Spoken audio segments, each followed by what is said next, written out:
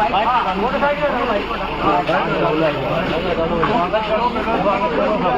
करो, स्वागत करो, स्वागत करो। Very good. नाराज मीणा जिंदाबाद, नाराज मीणा जिंदाबाद, नाराज मीणा जिंदाबाद। आपका भाई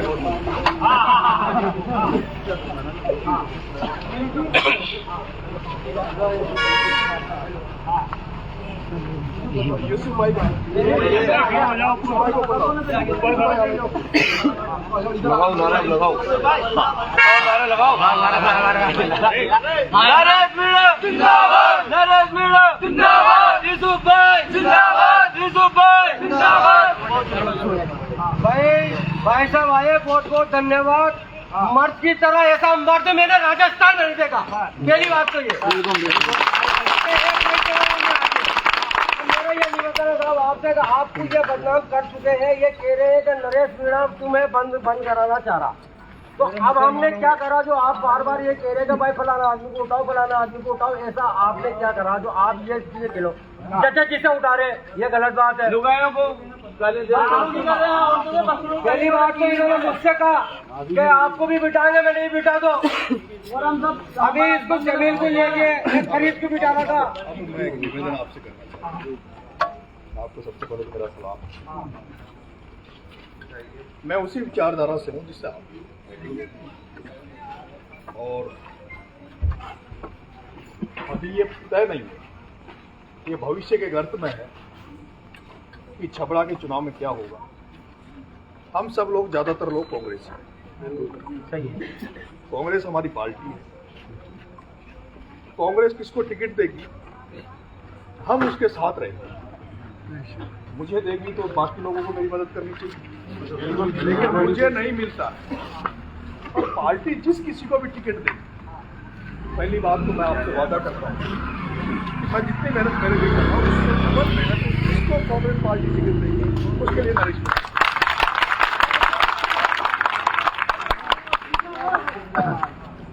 कांग्रेस पार्टी छपरा छिपाबड़ौद में बहुत मजबूत है, और कांग्रेस पार्टी अगर छपरा छिपाबड़ौद में मजबूत है तो मेरा ये मानना है दो वर्ग कांग्रेस के नाम पर मजबूती से छपरा छिपाबड़ौद में खड़े हैं।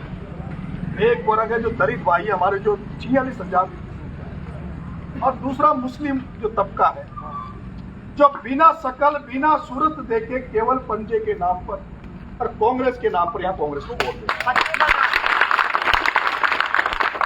ये दो वर्ग ईमानदारी के साथ कांग्रेस के साथ खड़ा है। बाकी यहाँ वर्ग और भी किसान जातियां भी है, मीणा भी है, लोधा भी है, धाकर भी है, गुजर भी है, माली भी है, और भी बहुत सारी जातियां। बाकी जातियां या तो शकल को देख कर देते हैं, या निजी स्वार्थों को देख कर देते हैं, या अपनी जाति का या किसी विशेष जाति का व्यक्ति हो तो वो वोट को डालते हैं।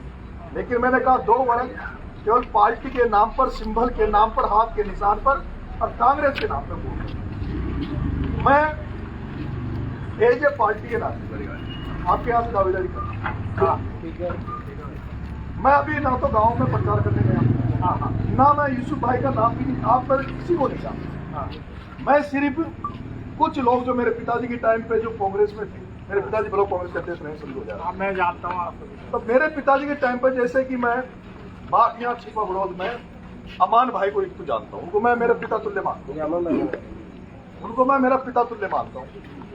मैं छपरा में निजामुद्दीन के अंकल को जानता हूँ, मैं गिनती के लोगों को जानता हूँ, इकबाल जी को जानता हूँ। अभी मैं बहुत लोगों से यहाँ परिचित नहीं हूँ। मेरी यहाँ बारात भी आई, बारात भी शायद मेरी ऐसी आई जो आज उतनी बड़ी बारात यहाँ नहीं है, वो बड़ी बारात भी आया। लेकिन मैं जब इन सड़कों पे घूम रहा हूँ और मैं जब यहाँ सपना लेके आया हूँ, तो ऐसा नहीं कि राजस्थान में नरेश मीणा के लिए सीटें नहीं। मुझे यहाँ से ज्यादा पूर्वी राजस्थान में लोग जानते हैं। मुझे सवाई माधोपुर, करौली, दौसा, अलवर, जहाँ मैंने अब तक काम किया वहाँ लोग ज्यादा जानते हैं। मेरे लिए सेफ सीट अगर आरोती में सबसे ज्यादा सेफ सीट है तो वो मेरे लिए पीपलदा है। जहाँ से मैं इजी गोइंग जीतता। मैं तो उस सीट पर अपनी दावेदारी व्यक्त कर रहा हूँ जो कांग्रेस की सबसे कमजोर सीट मानी जाती है, जो ऊपर के नेता ही मानते कि कांग्रेस छपरा से नहीं जीतेगी या बीजेपी जीतगी। उस सीट से मैं टिकट मांग रहा हूँ और इस मकसद से टिकट मांग रहा हूँ क्योंकि जितना शोषण छपरा छिपोड़ों में किया जाता है, जितना शोषण यहाँ किया जाता है, जितने गरीबों को, कमजोर लोगों को कुचला यहाँ जाता है एक विशेष वर्ग के द्वारा, पैसे वालों के द्वारा, उतना इस राजस्थान में कहीं भी शोषण नहीं होता। मेरा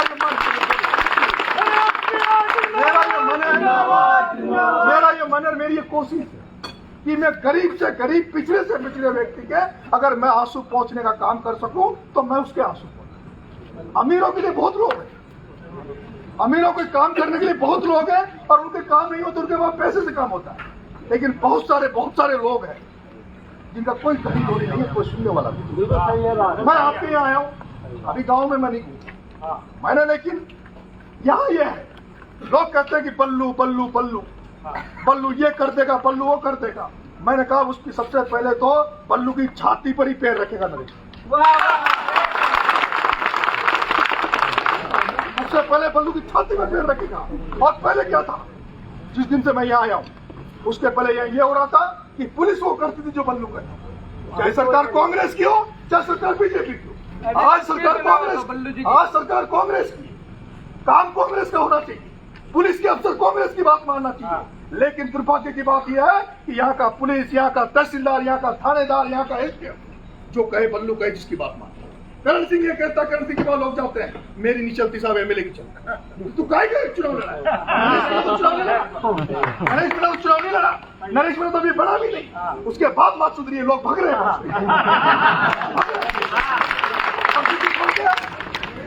जिस दिन पड़ गया ना उस दिन चीजें बदल गई।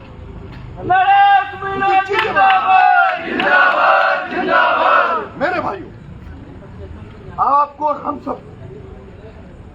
हम सबको एक बात ध्यान रखनी पड़ेगी, क्राइम करने वाला, गलत काम करने वाला गलत है, वो किसी जाति और धर्म का नहीं। कोई किसी की अगर हत्या करेगा तो हत्यारा किसी जाति धर्म का नहीं, हत्यारा मतलब हत्यारा। कोई गलत काम करेगा, कोई चोरी चकारी करेगा तो वो चोर है, वो चोर है। कोई किसी गरीब को मारेगा तो उसके खिलाफ हम सब लोग इकट्ठा होकर लड़ेंगे। हमें न्याय करना है निष्पक्ष तरीके से। आज आपने फोन किया, मैं जनरली मेरे पास बहुत सारे फोन, अभी फेक फोन आते हैं जो मुझे चेक करना चाहते हैं, क्या कहेगा, क्या बोलेगा, इसको चेक करो, इसको वायरल करो, इसको बदनाम करो। एक मूवमेंट हुआ, मुझे उसमें बदनाम करने की कोशिश की।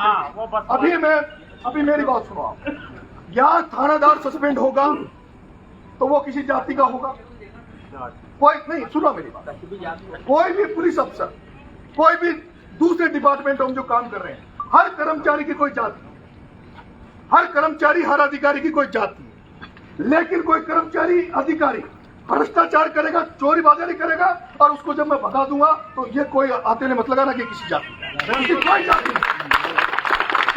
कोई जाति नहीं है। वो सरकार का नुमाइंदा, हमारा नौकर है, वो सरकार का नुमाइंदा हमारा नौकर है। हम जो टैक्स का पैसा देते हैं उस टैक्स के पैसे से इनको तनख्वाह नहीं।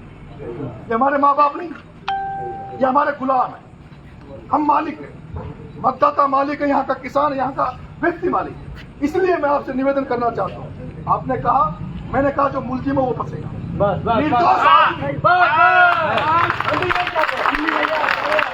निर्दोष आदमी, मेरी लड़ाई इसी बात की कि अब छपरा छिपा बड़ौद में निर्दोष व्यक्ति को किसी तरह ना तो लूटोगे, ना उसको ठगोगे, ना उसके साथ अत्याचार होगा, चाहे वो अफीम का मामला हो चाहे कोई और मामला हो। मैंने अभी भैंस वाला मामला इसलिए उठाया, वो भैंस वाला मामला, वो जिसकी चोरी हुई वो खुद गड़बड़ है, जिसकी भैंस चोरी हुई वो छोरा भी गड़बड़ है। मैंने उसका इतना बड़ा मुद्दा उठा दिया, उसके बावजूद ही भोसले का घर में बैठा, उसकी हिम्मत नहीं हमारी अभी तक मेरे साथ आने की। उसका लेकिन एक भाई राम नाम का, उसी का भाई एक राम नाम का है जो कोटा में पढ़ाई करता है और वो लड़का शिक्षित है, वो पढ़ा लिखा लड़का। उसने कहा कि उसने मेरे को, मैंने एक दिन आपने बिजली वाले के पास आया तो मैंने कहा क्या गया था कि कोई को किसी भी तरह की दिक्कत हो तो मुझे व्हाट्सएप कर दो। उस लड़के ने मुझे व्हाट्सएप किया कि भाई साहब ऐसे ऐसे मेरे भाई की 2 भैंस और 1 पार्टी चोरी हुई है और जिसकी मुकदमा दर्ज नहीं हुआ और उसको चोरी होने के बाद उसको वहाँ चौक कटवा दिया गया, पुलिस वालों ने पैसा ले लिया, मामले को रफा दफा कर दिया। ये बात गलत है। अगर उसकी चोरी हुई है, मुलजिम सामने आ गया तो उसके खिलाफ कार्रवाई होनी चाहिए, तो उसको गिरफ्तार होना चाहिए। यही बात मैं उस दिन कहा। मैंने जब ट्वीट किया, मैंने जब फेसबुक पे डाला, उसके बाद पुलिस हरकत में आई, पुलिस उसके घर वालों को उठा के लाई, पुलिस ने मुकदमा दर्ज किया, 5 लोगों के खिलाफ पुलिस ने मुकदमा दर्ज किया। वो 5 लोग वो हैं, वो 5 लोग वो हैं जिनको प्रताप सिंह सिंघवी ने अपने घर बुलाया। प्रताप सिंह सिंघवी ने अपने घर बुलाया, वो जो भैंस जिसकी चोरी हुई उसको अपने घर बुलाया और घर बुला के वो जो मुलजिम थे जिन्होंने चोरी करी उनसे ये कहा कि भाई इनसे राजीनामा करो, और उन्होंने राजीनामे में तय हुआ कि भैंस जिसकी चोरी हुई उसको 1 लाख रुपए देंगे। वो लिखा पटी हुई है, वो लिखा पटी कागजों में हुई है कि जिसकी भैंस चोरी हुई है उसको 1 लाख रुपए देंगे। 50,000 रुपए उनको दे दिए, 50,000 रुपए उसको दे दिए और 50,000 रुपए अभी तक नहीं दिए। बाकी पुलिस वाला वो जो यादव था या थानेदार, वो 3.5 लाख रुपए तो लाया टोंक से। कितने? 3.5 लाख जो भैंसा कटी हुआ, उस फैक्ट्री वाले से 3.5 लाख रुपए लाया। उन मुलजिमों से कितना लाया वो आप पता कर लेना। 3 लाख उनसे लिए, 3 लाख और भैंस वालों को दिए 50 रुपए। किसके खिलाफ है? 6 लाख सीधा सीधा खा गए। हम लोग आज आप क्यों लोग मेरे प्रति आकर्षित हो रहे हैं? जो मेरे से उम्मीद करके बैठा छिपड़ता व्यक्ति कि कोई लड़का है जो पढ़ा लिखा है जो हमारी लड़ाई लड़ेगा, और आप मेरे से क्या उम्मीद करते हैं? आपको कैसा, अगर मैं एमएलए बन गया गलती से, कैसा एमएलए चाहिए आप? कैसा एमएलए चाहिए? जो अभी मैं अगर आपके बीच में नहीं आता तो पता नहीं कौन सी बात कहाँ हो जाती। मेरी एक निवेदन और करूंगा मैं आपसे, आपके माध्यम से करूंगा। अभी एक आंदोलन हुआ, हमने गौघाट पे एक आंदोलन किया, एक लड़के की हत्या हुई। हत्या को लेकर हजारों लोग इकट्ठे हो गए। अभी अपन यहाँ अगर 5,000 लोग इकट्ठे हैं, किसी ने आदमी ने कोई साधन में आग लगा दी, तो मैं यहाँ बैठा हूँ, मैं उसका वो नहीं हूँ। हजारों लोगों में कोई कुछ भी कर सकता है। कल हजारों लोग 12 में जाएंगे, किसी गाड़ी में आग लग जाए। वो गाड़ी जो बस थी वो अनुबंध पे, ठेके पे सरकार के पास, उसमें कहीं ये लिखा हुआ नहीं था कि वो किसकी है। वो मीना की होती तब भी जलती, वो धाकर की होती तब भी जलती, वो गुजर की होती तब भी जलती, लेकिन वो बस को जलना था क्योंकि वहां लोगों में गुस्सा था, वो बस जल गई। वो बस एक शकील नाम से लड़के की थी जो सांगोद का था। जब वो मेरे को ये पता लगा कि भाई शकील की बस है और लोगों में इस बात को गुस्सा है, गुस्सा उन लोगों में क्यों था? मुस्लिम भाइयों में, सांगोद के जो मुस्लिम भाई थे उनमें गुस्सा इस बात का था कि कहीं एक मीना की बसें भी चलती, उसी रूट पे एक मीना भाई की बस भी चलती थी। उनको ये लगा कि जिस मीना भाई की बस चलती है कहीं उसने तो आग नहीं लगवा। मुझे तो ये भी अभी मुझे क्या पता कि कौन सी गाड़ी किसकी खड़ी, पता है क्या? पता रहता है क्या? भाई बताओ। आपने उस दिन के वीडियो देखे होंगे। मैंने जब बस चल रही थी तो मैंने खुद लग देखे वहां से लोगों को भीतर के दूर किया। मैंने उस शकील को फोन किया, मैंने शकील भाई से कहा, मैंने कहा अगर मेरी गलती मानते हो तो मैं माफी मांगू, आप कहो तो मस्जिद में मैं आके माफी मांगू, सार्वजनिक तौर पर माफी मांग लूं। फिर भी आगे अगर मेरे को आप ब्लेम करते हो, अगर आपको लगता है कि मेरे, वैसे तो बीमार जो भी है वो एक प्रोसीजर है, आंदोलन में होता तो मिलता है, लेकिन फिर भी अगर आप मुझे मानते हो तो मैं मेरी जेब से, जब मैं 50 लाख करोड़ रुपए एमएलए के चुनाव में खर्च कर रहा हूँ, अगर पूरा मुस्लिम समाज अगर मेरे से वहां तुम जो कहते हो मैं तैयार। बाद में उसने मेरे से कहा कि भाई साहब आपको आने की जरूरत नहीं है, आपकी भावना मैं समझता हूँ। शकील मिर्जा नाम है, लड़का चेयरमैन है। उस आदमी ने मेरे से पूरी वो बात करी कि भाई साहब ये तो गुस्सा है, आप आओगे पता नहीं कुछ कोई आदमी आपसे कुछ बोल दे तो ठीक नहीं लगेगा। बाद में उनका जुलूस हुआ, मौन जुलूस हुआ वहां। लेकिन लोग मेरी छोटी सी गलती के लेके कुछ भी करवा सकते हैं। जो यहाँ 2 घर वाले जो राज कर रहे थे वो बौखलाए हुए तुम्हारे आपके भाई के बाद। उनकी यहाँ धरती हिली हुई, उनकी धरती हिली हुई। जो अभी राज करके बैठे हैं उनको पहली बार ऐसा लग रहा है कि कोई हमें चैलेंज कर रहा है, कोई हमारे खिलाफ लड़ाई लड़ने आया है। तो वो मुझे मारने के लिए बहुत सारे षड्यंत्र करेंगे, बहुत तरीके से वो बदनाम करने की कोशिश करेंगे। लेकिन मैं ऑलराउंडर हूँ, मुझे कबड्डी खिला लो, क्रिकेट खिला लो, मुझे सड़क पे दौड़ा लो, वो जैसा चाहे वैसे खेलने के लिए मैं तैयार हूँ। मुझे वो डिपेंड नहीं दे सकते क्योंकि मुझे पता है आपके बीच में आया हूँ, आप मेरी बात को आगे और भी आगे पहुंचा पाओगे। मैंने अब तक की राजनीति ईमानदारी से की है, आज दिन तक कोई ब्लेम नहीं है। 30 साल से सरपंच है गांव में। जो आसपास के जो वोट देते हैं वो तब देते होंगे जब हमारे माँ बाप ने, हमारे परिवार ने कुछ कमाया होगा। राजस्थान विश्वविद्यालय में जयपुर की राजनीति करके आया हूँ, 20 साल वहाँ राजनीति करी है और राजस्थान विश्वविद्यालय में जो राजनीति करी है, जब मैं चुनाव लड़ा मैंने एक बार हमेशा मुस्लिम भाई को साथ रखा।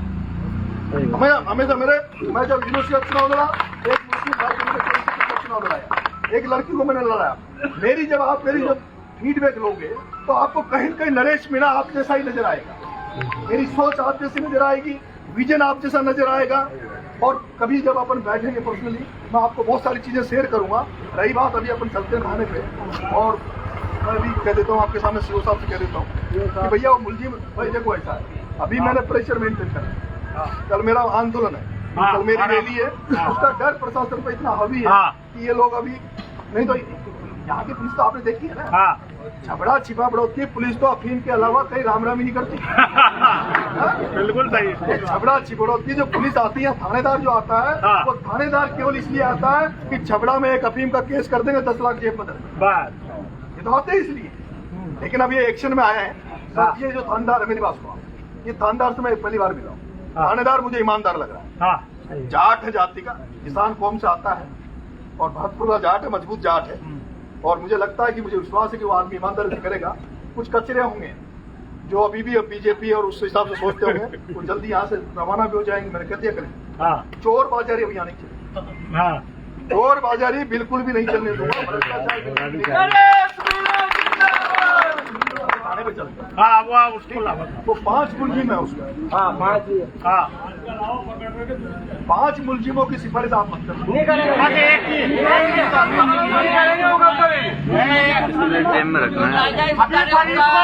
सर मैं थाने में गया था, फरीद को बिठा रखा मैंने कि साहब छोड़ दो ना,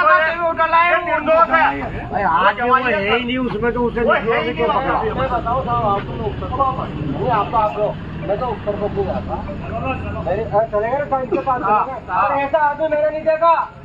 तेरी जिंदगी में होगा तो कहीं आदमी 4 घंटे में और कई नेता देख लिया अपना सीट बचते ना। तो यही कल एक आग्रह है, कल मैं एक रैली निकाल रहा हूँ, सुबह गौघाट मेरा पेट्रोल पंप है 10 बजे, आप बस ले आना सुबह जल्दी, और 10 बजे आपको गौघाट पहुँचना। भैया सब 12 चलेंगे। मुद्दे अपने 2-3, मेरा एक पहला मुद्दा तो है फसल बीमा किसानों को मिले। बिल्कुल सही है। पहला मुद्दा क्या है, फसल बीमा किसानों को मिले।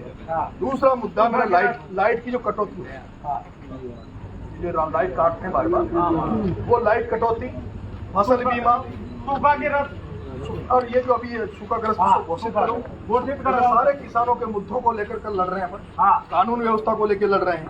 तो आप सब लोग कल मेरे साथ वहाँ भी पधारना। फिर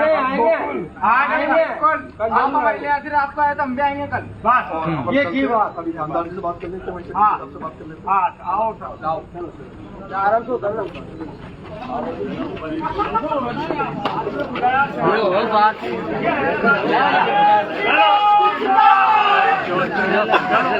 पकड़ना इसको, पकड़ना इसको, आगे बढ़।